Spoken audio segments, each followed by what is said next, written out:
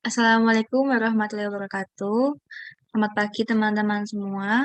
Pada kesempatan hari ini, kami akan mempresentasikan tentang analisis manajemen strategi pada PTHM Sampurna TBK. Saya, Raden Roro Ayu Putri, NIMB 18537.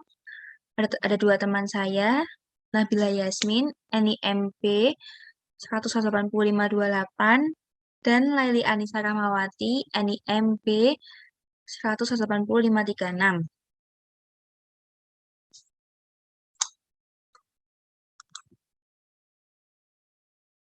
Daftar isi. Pada slide keempat hingga 6 akan dijelaskan tentang deskripsi singkat PTHM Sampurna TBK. Pada slide 7 akan dijelaskan tentang visi dan misi pada PTHM Sampurna TBK. Pada slide 8 hingga 9 akan dijelaskan tentang analisis eksternal makro. Pada slide ke-10 hingga 12 akan dijelaskan tentang analisis eksternal mikro. Pada slide 13 hingga 14 akan dijelaskan tentang analisis internal. Pada slide 15 hingga 17 akan dijelaskan tentang analisis SWOT. Pada slide 18 hingga 23 akan dijelaskan tentang analisis BCG. Pada slide 24 hingga 25 akan dijelaskan tentang analisis green strategi. Dan yang terakhir, pada slide 26 hingga 28 akan dijelaskan tentang memilih strategi yang tepat untuk PTHM Sampurna TBK. Tentang PTHM Sampurna TBK. PT Hanjaya Mandala Sampurna telah menjadi bagian penting dari industri tembakau Indonesia selama lebih dari 100 tahun, sejak berdiri tahun 1913. Dengan produk legendaris Ji Samsu atau dikenal dengan Raja Kretek. Sampurna adalah pencetus kategori sigaret kretek mesin kadar rendah SKMLT di Indonesia dengan memperkenalkan produk Sampurna A pada tahun 1989. Produk utama dalam Sampurna A adalah merek terdepan di pasar rokok Indonesia. Sampurna juga memproduksi sejumlah kelompok merek rokok kretek yang telah dikenal luas termasuk Marlboro Filter Black, Sampurna U, Philip Morris Gold, dan Sampurna Kretek. Selama lebih dari 10 tahun, Sampurna memimpin pasar rokok Indonesia dengan pangsa pasar sebesar 32,2% pada tahun 2019. Sampurna adalah anak perusahaan dari PT Philip Morris Indonesia dan afiliasi dari Philip Morris International Inc. Perusahaan rokok internasional terkemuka dengan merek global Marlboro. Ruang lingkup kegiatan Sampurna meliputi antara lain manufaktur, perdagangan, dan distribusi rokok termasuk juga mendistribusikan Marlboro merek rokok internasional terkemuka yang diproduksi oleh PMIT. Tim manajemen Sampurna yang berpengalaman senantiasa menerapkan praktek global terbaik dan sistem kelas dunia dalam mengelola lebih dari 23.000 karyawan tetap di Sampurna dan anak perusahaan. Selain itu, Sampurna juga bekerja sama dengan 38 mitra produksi sigaret yang pabriknya tersebar di Pulau Jawa dan secara bersama-sama mempekerjakan sekitar 37.700 orang dalam memproduksi produk-produk sigaret kretek tangan. Sampurna menjual dan mendistribusikan rokok melalui 112 lokasi kantor cabang zona, kantor penjualan, dan pusat distribusi di seluruh pelosok Indonesia. Visi dan misi PTHM Sampurna TBK. Visi PTHM Sampurna TBK adalah menjadi perusahaan yang paling terkemuka di Indonesia. Misi PTHM Sampurna TBK ditandai dengan falsafah 3 tangan.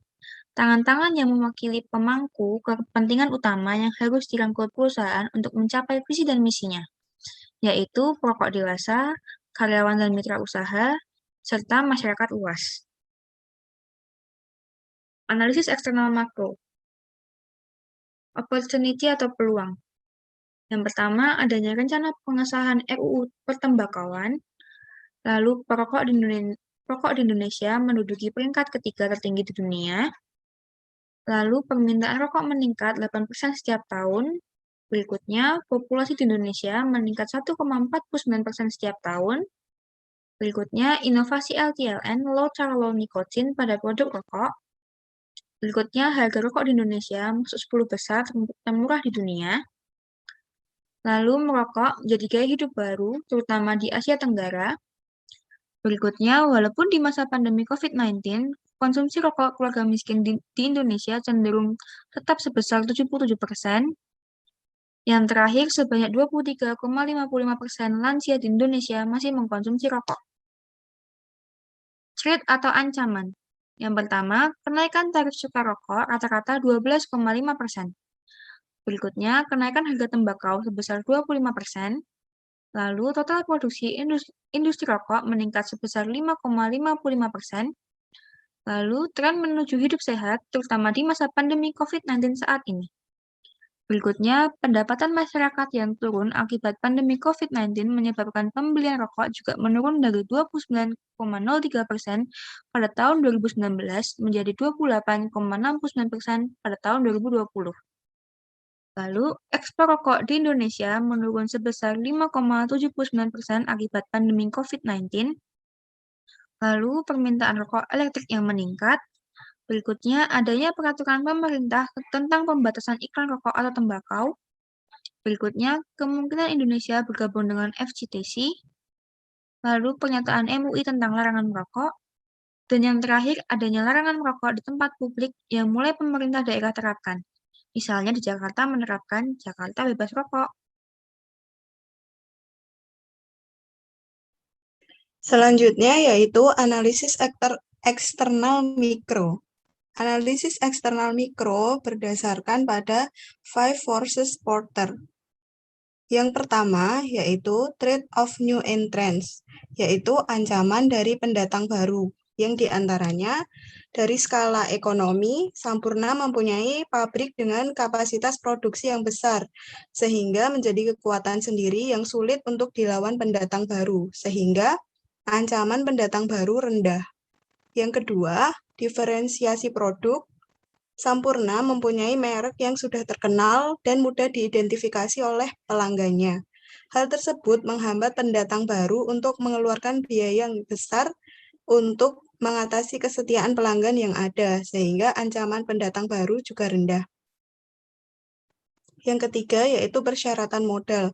Kebutuhan modal untuk produksi, membiayai R&D, pemasaran, dan mengelola persediaan bahan baku sangat besar, sehingga menciptakan hambatan masuk bagi pendatang baru.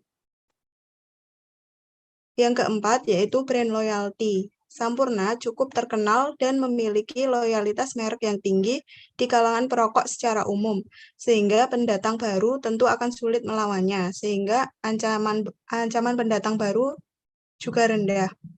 Yang kelima, biaya peralihan. Biaya yang dikeluarkan konsumen untuk beralih ke pemasok atau produk lain untuk rokok dinilai cukup besar. Dan yang terakhir untuk trade of new entrants yaitu keunggulan biaya yang tidak tergantung dari skala ekonomi. Sampurna memiliki teknologi pada produknya sendiri, sehingga memiliki penguasaan yang menguntungkan atas bahan baku, lokasi, dan adanya pengalaman yang belum atau tidak dimiliki oleh pendatang baru. Yang kedua yaitu bargaining power of buyer, yaitu kekuatan tawar-menawar pembeli. Pada bargaining power of buyer terdiri dari tingkat dominasi pembeli. Pada industri rokok, konsumen tidak mempunyai daya tawar yang besar. Hal ini dikarenakan setiap produsen mempunyai cita rasa tersendiri yang membedakan dengan rokok lainnya. Begitu pula pada HM Sampurna. Sehingga kesimpulannya kekuatan tawar pembeli rendah. Yang kedua yaitu sensitivitas harga. Perokok biasanya dengan rokok tertentu tidak akan terlalu sensitif dengan harga rokok yang biasa dikonsumsinya. Namun jika terjadi peningkatan harga dan tidak diikuti dengan kualitas serta tidak segera ditanggulangi, maka konsumen akan beralih ke produk lain. Sehingga hal tersebut kekuatan tawar pembeli sedang. Yang ketiga yaitu impact of quality. Dampak dari kualitas sangat mempengaruhi permintaan, sehingga penting untuk mengenalkan kualitas produk melalui promosi, sehingga kekuatan tawar pembeli tinggi. Selanjutnya, yang ketiga yaitu trade-off substitute product or service, yaitu ancaman dari produk pengganti. Yang pertama yaitu tingkat kebutuhan terhadap produk pengganti. Pada HM Sampurna, tingkat kebutuhan produk pengganti rendah karena selama sensasi cita rasa rokok yang ditawarkan Sampurna sebenarnya yang dicari oleh pelanggan, sehingga dampak produk pengganti dianggap tidak besar. Sehingga kesimpulannya ancaman produk pengganti rendah. Yang kedua yaitu kemudahan mendapatkan produk pengganti. Pada PT HM Sampurna, produk pengganti rokok seperti permen dan rokok elektrik cukup mudah didapatkan. Namun, produk rokok pun juga mudah didapatkan, sehingga ancaman produk penggantinya sedang. Yang ketiga yaitu kecenderungan pembeli untuk mengganti. Produk Sampurna dikenal memiliki cita rasa yang berbeda, sehingga dengan harga yang dikenal tinggi pun banyak yang tetap loyal dengan produknya. Sehingga ancaman produk pengganti rendah. Yang keempat yaitu bargaining power of supplier atau kekuatan tawar-menawar pemasok. Tingkat dominasi pemasok pada Sampurna mempunyai kekuatan yang sebanding dengan para pemasoknya, karena mereka saling membutuhkan dan tidak ada pihak yang lebih mendominasi dalam kekuatan, sehingga kesimpulannya kekuatan penawaran pemasok rendah. Yang kedua, presence of substitution input. Rokok merupakan produk yang bergantung dengan input, sehingga input yang digunakan akan mempengaruhi kualitas produk. Jika kualitas menurun, kemungkinan konsumen akan beralih ke produk kompetitor, sehingga kekuatan penawaran pemasok di sini cukup tinggi. Yang ketiga, impact of input on cost or differentiation. Dampak input sangat mempengaruhi produk Sampurna, sehingga jika kos input naik, akan menaikkan harga jual, sehingga Sampurna tidak bisa membeli sembarangan input dari tempat lain. Sehingga di sini kekuatan penawaran pemasok tinggi. Selanjutnya, yang terakhir, yang kelima yaitu rivalry among existing competitors, atau persaingan antar kompetitor yang ada. Yang pertama, jumlah pesaing. Pada PT HM Sampurna mempunyai pesaing yang banyak atau sama dalam segi ukuran dan kekuatan, sehingga persaingan tinggi, misalnya seperti gudang garam, seperti itu. Yang kedua, peningkatan jumlah pesaing. Pesaing dalam industri rokok selain banyak juga sangat beragam, sehingga persaingannya tinggi. Yang ketiga, pertumbuhan industri. Pertumbuhan industri pada rokok lambat, sehingga menimbulkan perebutan pangsa pasar, sehingga kesimpulannya persaingannya juga tinggi. Yang keempat, pada harga produk pada Sampurna termasuk tinggi, sehingga hal ini dimanfaatkan pesaing untuk menawarkan harga yang lebih rendah agar konsumen dari Sampurna beralih. Sehingga juga disimpulkan persaingannya tinggi. Yang kelima yaitu brand loyalty. Sampurna memiliki loyalitas merek yang sangat tinggi, baik dari konsumennya sendiri maupun di kalangan perokok secara umum, sehingga pada brand loyalty persaingannya rendah. Yang keenam, diferensiasi produk dengan pesaing. Diferensiasi rendah karena mayoritas menggunakan bahan baku yang sama, sehingga persaingannya pada diferensiasi produk dengan pesaing termasuk rendah. Selanjutnya yaitu analisis internal, yaitu terdapat strength atau kekuatan. Yang pertama, Sampurna menguasai 33,4% pangsa pasar rokok. Yang kedua, jaminan tersedia model yang tinggi. Yang ketiga, perusahaan bermitra dengan 38 mitra produksi sigaret atau MPS. Dan yang keempat, selektif dalam memilih vendor dan produsen. Yang kelima, adanya sertifikasi ISO 14001 Sistem Manajemen Lingkungan. Yang keenam, sertifikasi OHSAS 18001 tentang Sistem Manajemen Kesehatan dan Keselamatan Kerja. Yang ketujuh, budaya perusahaan yang mencerminkan komitmen HM Sampurna kepada masyarakat, pemegang saham, mitra usaha, dan karyawannya. Yang kedelapan, adanya Departemen Kepatuhan yang meningkatkan ketertiban karyawan dan mitra bisnis. Yang kesembilan, HM Sampurna memiliki beragam varian produk. Yang ke-10, HM Sampurna menjadi market leader dalam industri tembakau. Selanjutnya yaitu weakness atau kelemahan. Kelemahan pada produk HM Sampurna yang pertama, di antaranya yaitu harga yang cukup tinggi dari harga-harga pesaingnya. Yang kedua, produk kurang diminati di pasar internasional. Yang ketiga, laba bersih HM Sampurna turun 22,28% pada kuartal 1 tahun 2021. Yang keempat, beban pokok penjualan meningkat 10,85% pada Juni 2020. Dan yang terakhir kelima, yaitu pertumbuhan yang lambat pada produk-produk tertentu pada HM Sampurna. Selanjutnya, berikut merupakan key internal factor dari PT HM Sampurna. Didapatkan di situ hasilnya untuk key internal factor yaitu 3,38. Hal itu menunjukkan bahwa skor yang termasuk tinggi karena mendekati angka 4. Sehingga dapat disimpulkan PT HM Sampurna mampu melakukan optimalisasi kemampuan mereka dengan sangat baik dan menghasilkan kekuatan bagi mereka untuk dapat stand out atau berdiri sebagai pemimpin pasar di industri tembakau. Selain itu, menunjukkan bahwa PT HM Sampurna mampu melakukan pengelolaan kelemahan mereka dengan baik, sehingga tidak akan mengancam posisi mereka di pasar saat ini. Selanjutnya,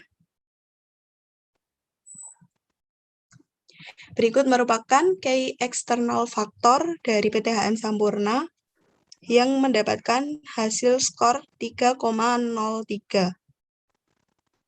Hal tersebut dapat disimpulkan bahwa PT HM Sampurna melakukan yang terbaik dengan memanfaatkan peluang yang ada di dalam industrinya.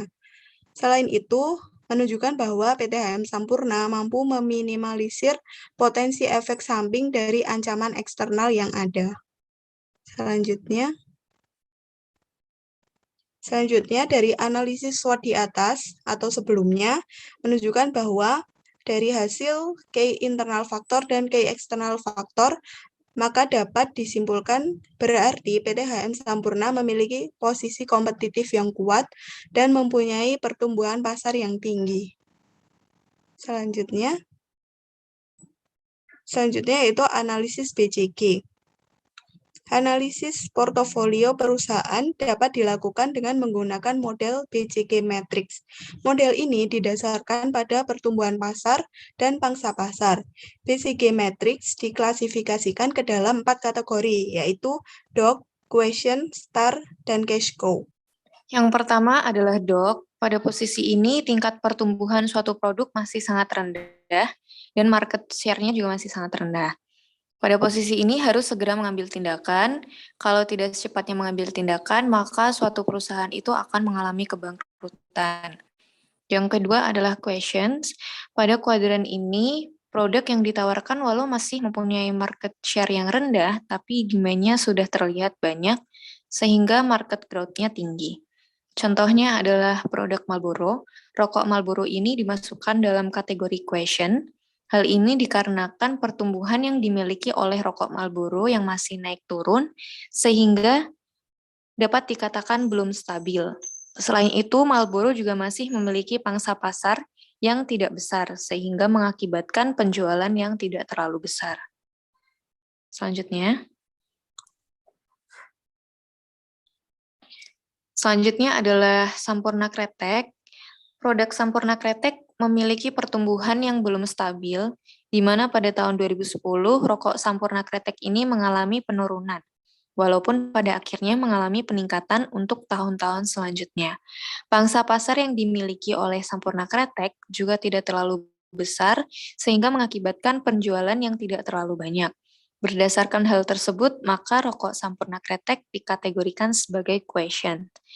Yang terakhir, ada produk U-Mild. U-Mild adalah produk LTLN yang dikeluarkan oleh PT HM Sampurna Tbk. Pangsa pasar yang dimiliki oleh produk ini sebelumnya masih tergolong rendah karena masyarakat belum sadar akan pentingnya kesehatan. Tetapi seiring bertambahnya tahun, sudah banyak masyarakat yang mulai mengkonsumsi produk ini sehingga mengakibatkan naiknya penjualan dan juga pangsa pasar yang ada. Selanjutnya, yang ketiga adalah STAR. Kalau sudah sampai di posisi STAR ini, di mana market share sudah dominan, tapi growth-nya masih banyak, advertising bisa seperlunya saja, penambahan fitur minor dapat dilakukan, kerjasama dengan klub juga bisa digiatkan lagi dalam kegiatan promosi. Contohnya adalah produk Jisamsu. Rokok Jisamsu dapat dimasukkan dalam kategori STAR karena masih memiliki tingkat pertumbuhan yang belum cukup stabil. Hal itu dibuktikan dengan naiknya tingkat pertumbuhan dari tahun 2010 sampai 2013, lalu mengalami penurunan pertumbuhan yang cukup signifikan pada tahun 2014. Hal ini juga berakibat pada penjualan rokok Jisamsu yang juga mengalami penurunan yang amat drastis pada tahun 2014. Next. Yang keempat ada cash cow. Pada posisi ini, perusahaan sudah mempunyai market share yang tinggi dan growth yang cukup baik untuk mempertahankan produk perusahaan dapat menjaga stabilitas dari tingkat pemasaran produk dan harga. Contoh produknya adalah Sampurna A. Pangsa pasar yang dimiliki Sampurna A sangat besar terbukti pada tahun 2014. Penjualan rokok Sampurna A mencapai 45,4 miliar batang selama periode tahun 2010 sampai 2014. Penjualan rokok Sampurna A selalu mengalami peningkatan yang sangat baik, sehingga rokok Sampurna A dapat dimasukkan dalam kategori cash cow, maaf di situ tertera STAR, seharusnya cash cow karena memiliki market share yang tinggi dan pertumbuhan yang stabil. Next. Berikut ini adalah grafik analisis BCG. Next. Ini adalah analisis grand strategi dari internal faktor atau faktor internal dan faktor eksternalnya, di mana internal faktor itu terdiri dari kekuatan atau strength dan kelemahan atau weakness. Dan di situ tertera skor dengan 3,38. Berikut ini adalah eksternal faktor atau faktor eksternalnya, di mana ada kesempatan atau opportunity dan ancaman atau threat. Dan di situ juga tertera skornya 3,03. Berdasarkan internal faktor analisis summary dan eksternal faktor analisis summary, diketahui bahwa nilai internal faktor analisis summary-nya atau faktor internalnya adalah 3,38 dan nilai faktor eksternalnya adalah 3,03.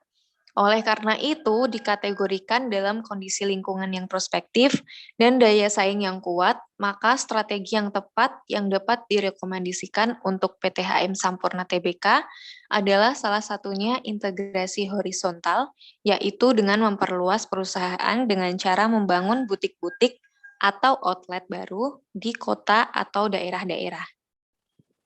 Next. Berikut ini adalah tabel memilih strategi yang tepat untuk PT HM Sampurna. Tertera alternatif strategi terpilihnya ada integrasi ke depan dan integrasi horizontal, dengan persyarat kondisi efektifnya sesuai atau tidak dengan kondisi perusahaan. Di mana alternatif strategi terpilih integrasi ke depan, kondisi yang sesuai ada 3 dan kondisi yang tidak sesuai ada 3.